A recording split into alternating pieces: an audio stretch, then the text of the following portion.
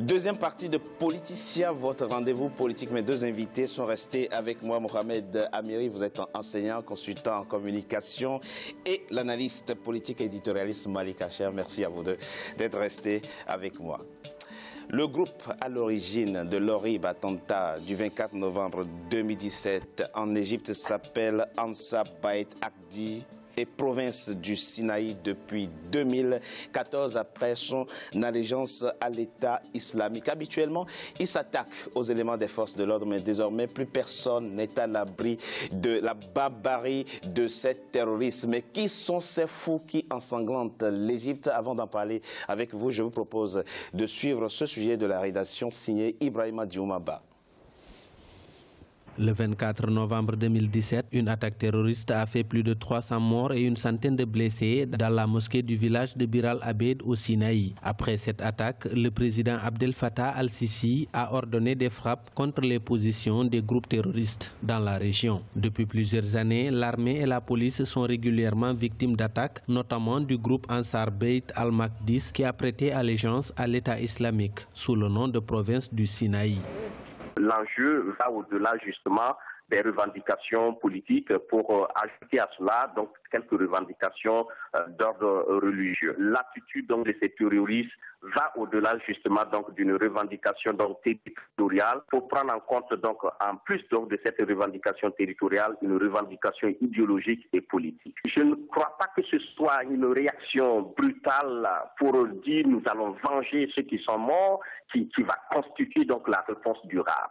On va satisfaire l'opinion publique, mais on ne règle pas fondamentalement le problème. Les attaques du groupe Ansar Bait al-Maqdis vont au-delà de la région du Sinaï. Ce groupe a notamment revendiqué plusieurs attentats sanglants, comme l'attaque contre un avion de touristes russes au décollage à Sharm el-Sheikh qui avait fait 224 morts en octobre 2015, l'attaque contre une église copte au Caire tuant 29 personnes en décembre 2016 et le double attentat contre des églises coptes à Tanta et Alexandrie, avec 45 morts en avril 2017.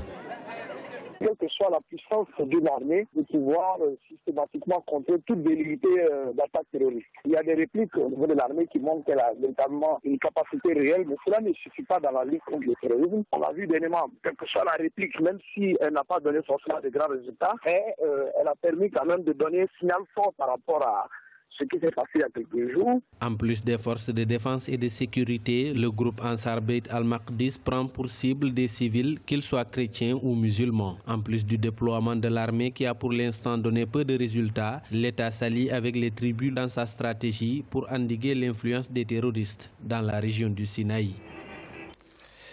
Malik Hacher, qui sont ces gens qui se font appeler provinces du Sinaï et qui endeuillent l'Égypte? C'est une organisation qui est très récente et qui justement est composée d'une multitude de personnes qui étaient parfois criminels, parfois des vétérans. Vous savez, c'est tous les Égyptiens? Non. Non. C'est pour ça que je vous dis, leur parcours est différent et ils viennent d'endroits différents. Notamment, il y a cette instabilité qu'il y a eu en Irak et qui a permis justement lors de l'invasion de l'Irak en 2003 par les États-Unis de libérer les prisons irakiennes, qui ensuite ces gens-là ont rejoint d'autres groupes, mais aussi ils ont un peu circulé dans toute la région. Donc il y a une multitude de personnes qui viennent d'endroits différents. D'ailleurs, dans toutes les organisations c'est un groupe vraiment hétéroclite, c'est une mosaïque de gens finalement. Exactement. D'autant plus qu'ils sont de différentes nationalités, différents parcours. Ce sont d'anciens trafiquants, d'anciens criminels. Vous savez, la région du Sinaï, d'ailleurs, c'est une région où le trafic d'humains existe, où il y a des trafics de cigarettes, enfin, toutes ces choses-là. Donc il y a des personnalités qui, par opportunisme, ont saisi cette occasion de rejoindre un mouvement. Vous savez, ils ont une idéologie, mais des gens qui sont dedans, parfois ils partagent l'idéologie, parfois ils sont là aussi pour combattre, pour donner une sorte, pas de deuxième carrière, mais de dire je participe à ces exactions parce que ce sont des criminels, tout simplement, parce que leur ADN fait qu'ils sont partis vers ces organisations-là, sans forcément adhérer au projet politique. Et d'ailleurs, ce sont souvent des personnes qui sont parfois perdues. N'oublions pas ça, parce que la composante de certains groupes terroristes, ce sont aussi des personnes qui sont perdues, qui n'ont pas donc la religion, l'islam n'a rien à voir finalement. L'endoctrinement, ce n'est pas l'islam. L'endoctrinement a fait que ces personnes-là ont subi un lavage de cerveau, qu'ils ont totalement dévié et qui sont partis vers ces organisations-là. Mais je ne dis pas, qu'il n'y a pas de personnes qui adhèrent à ce moment par adoption idéologique. Il y en a, mais ce n'est pas aussi simple que ça. Mohamed Amiri, ils étaient là depuis le temps de Hosni Moubarak? Probablement. Vous savez, la vermine, c'est très difficile de s'en débarrasser. Hein. Donc oui, ce sont des gens, comme l'expliquait notre camarade, qui parfois partagent cette idéologie-là, mais à un moment, il faut qu'il y ait, disons, les conditions qui peuvent leur permettre, effectivement, de mettre en œuvre leur projet macabre. Et là, pour le coup, ils ont trouvé à travers cette organisation terroriste, j'allais dire, un étendard pour pouvoir appliquer leur projet criminel. Donc on va dire quoi? C'est le président Hosni Moubarak qui n'avait pas fait le boulot, pour parler simplement? Non, je pense qu'en fait, si vous voulez, quand on parle d'islam, et je voudrais revenir sur ça, quand vous disiez l'islam, est-ce que ce sont des musulmans? Oui, ils se réclament effectivement de l'islam. Oui, mais ils se réclament, mais je crois que ça fait des années, déjà depuis les attentats du 11 septembre 2001, que ces gens-là se réclament de l'islam. Je crois que les gens ont compris désormais qu'ils se réclament indûment de l'islam. Ce sont des criminels, ce sont des terroristes, c'est de la vermine, moi ce que j'appelle de la vermine. Ce sont des lâches qui agissent de cette manière-là. Donc, à un moment, il faut déconnecter, j'allais dire, l'islam, bien que l'islam politique, hein, dans d'autres circonstances, peut influencer ce type d'action. C'est quoi leur spécificité? Ceux qui frappent en Égypte, c'est quoi leur idéologie? Ils veulent déstabiliser un pays qui est stratégique dans le monde arabe. L'Égypte, c'est le pays le plus... Non, mais ça, c'est pas une idéologie, c'est un projet. Oui, mais c'est un projet politique. Mais il parle Malik parle d'endoctrinement. Qu'est-ce qu'il raconte aux recrutés, aux nouvelles recrues? Écoutez, moi, j'ai pas été... Mais je sais, j'imagine à l'intérieur du système, mais je pense qu'ils doivent être assez légers d'esprit, ces gens-là. Alors, ça doit être assez simple et facile d'endoctriner ces hommes-là, qui doivent être totalement perdus, je pense. Mais ce qu'il y a, c'est que le projet, c'est surtout de déstabiliser un pays qui est stratégique dans le monde arabe, qui partage une frontière avec Israël. Le canal de Suez, c'est également stratégique pour de nombreux pays occidentaux, parce qu'on sait que c'est une voie de passage qui est très importante. Oui. Donc, déstabiliser ce pays, demain, effectivement, qui est le pays, je le rappelle, le plus peuplé du monde arabe, peut être, j'allais dire, la première pierre d'un projet que j'ignore et qui est peut-être plus large. Mais nous sommes au cœur d'un paradoxe, d'un dilemme finalement pour le président Abdel Fattah al-Sisi.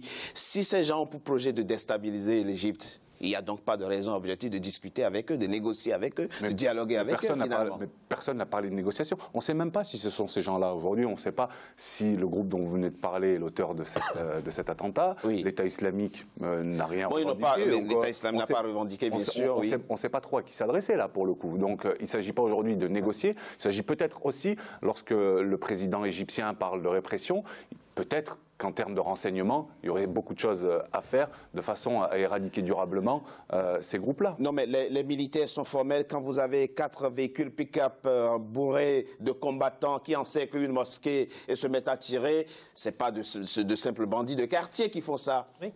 Et ça c'est une signature, finalement. Donc, c'est la signature de la terreur. C'est la signature de la terreur. Dites-vous.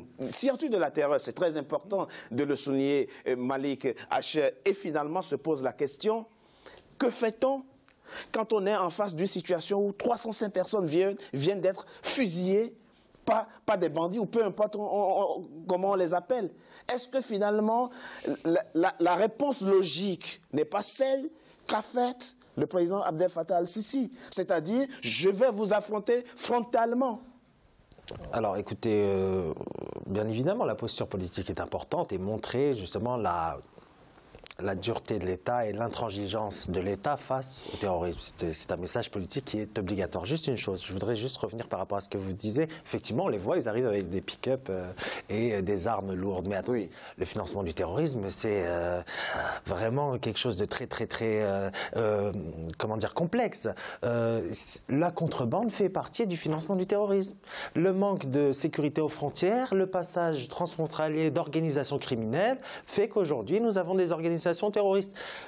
L'instabilité régionale provoquée par les interventions américaines et occidentales majoritairement, dans cette ça région, aussi a des répercussions sur l'Égypte. Bien sûr, ça a des répercussions sur l'Égypte majeures. Vous savez qu'en Libye, la répercussion est telle que les armes qui ont été fabriquées en Libye ou qui justement circulent en Libye partent en Égypte. Il ne faut pas l'oublier aussi, que ces armes-là qui sont utilisées par cette organisation-là, si c'est celle-ci, s'il s'agit de cette branche de l'État islamique, ce sont des armes qui ont été utilisées en Libye et qui sont revendues. Attendez, c'est quelque chose de complexe. Mais pour en revenir face à cette position que doit avoir l'État égyptien, effectivement, position, mais qu'est-ce qu'on fait? Donc vous posez cette question qui est très intéressante, qu'est-ce qu'on fait?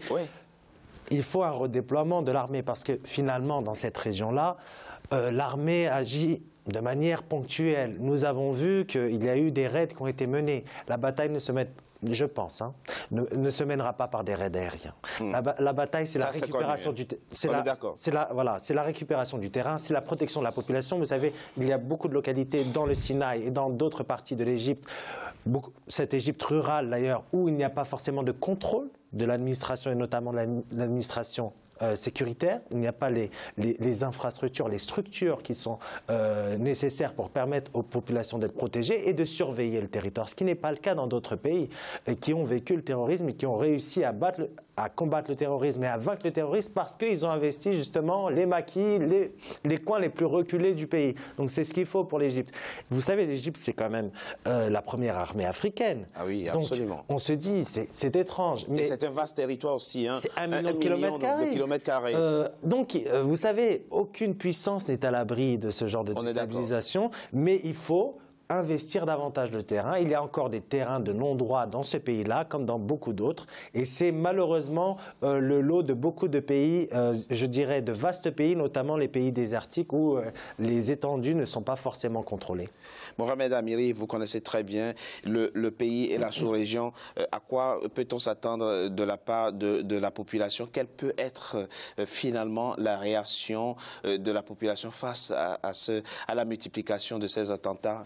Et rappelons que ce n'est pas le premier, en tout cas depuis 2013. On en parlait il y a un instant, la population va soutenir dans sa grande majorité le président Al-Sisi dans sa répression, parce que forcément, lorsqu'on a des attentats qui sont perpétrés, qui sont aussi violents, ça terrorise une population. Donc ils adhèrent totalement au projet du président quant à l'éradication totale de ces groupuscules tout au long du Sinaï.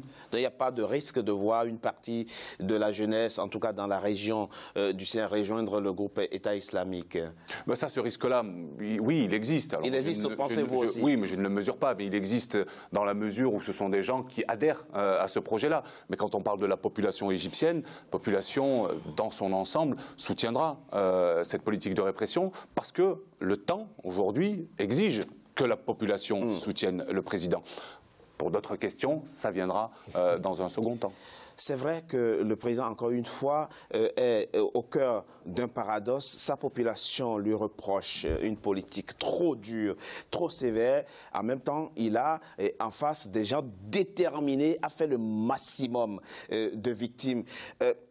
Dans quelle proportion et dans quelle mesure doit-il remodeler sa politique sécuritaire de votre point de vue? Sa politique sécuritaire, je n'ai pas beaucoup de griefs à faire à M. Al-Sisi, au président Al-Sisi. Pourquoi? Parce que je vous dis que l'Égypte, grande puissance militaire qu'est ce pays, est confrontée au terrorisme comme tous les pays. Les grandes puissances d'ailleurs. Toutes les grandes puissances. Mais attendez, la lutte contre le terrorisme, c'est un apprentissage. On n'est pas du jour au lendemain. Personne n'a la panacée. Hein. Un État, exactement, qui est efficient dans la lutte contre le terrorisme. Excusez-moi de prendre le cas algérien, mais le cas algérien est le meilleur cas qui soit dans la lutte contre le terrorisme. De 90 jusqu'à 2001-2002, il s'est écoulé 10 à 11 ans. Et Dieu sait que l'armée algérienne a subi beaucoup de défaites. Et c'est ce qu'on va retrouver en Égypte aussi. L'Égypte sera confrontée à des actions de grande ampleur. Vous pensez? Face aux groupes terroristes, bien évidemment, elle est déjà confrontée aux opérations de grande ampleur. Vous avez cité tout à l'heure, évidemment, les actions qui ont eu au Caire même, la plus grande ville du pays, donc la capitale. Donc du coup, l'Égypte est dans cette phase d'apprentissage. La réponse d'Al-Sisi, c'est justement, d'une manière forte, de réprimer ces actes terroristes. Mais ça lui prendra beaucoup de temps. De l'autre côté, sur le plan politique, je pense qu'effectivement, il y a un leurre, c'est-à-dire qu'il y a cette volonté justement de cautionner sa répression sur le plan politique, pour dire, écoutez, je suis face à des terroristes, je suis obligé de réprimer sévèrement ceux qui justifient ma répression sur le plan politique. Et je pense que c'est là l'erreur. Plus nous, justement, diminuons l'espace démocratique en Égypte, plus nous diminuons justement la rapidité, je dirais, pour s'en sortir facilement dans cette épreuve. Alors, Mohamed Amiri, on sait la répression dont sont l'objet les frères musulmans, dont beaucoup sont qualifiés d'ailleurs de terroristes par le président Abdel Fattah al-Sisi. Osons la question, y a-t-il quelques liens entre ces gens-là et certains frères musulmans?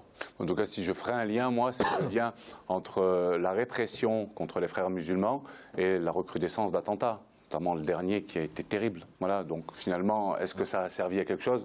Je ne le pense pas. Je propose qu'on marque une courte pause. On se retrouve dans quelques instants pour la troisième et dernière partie de notre émission. À tout de suite.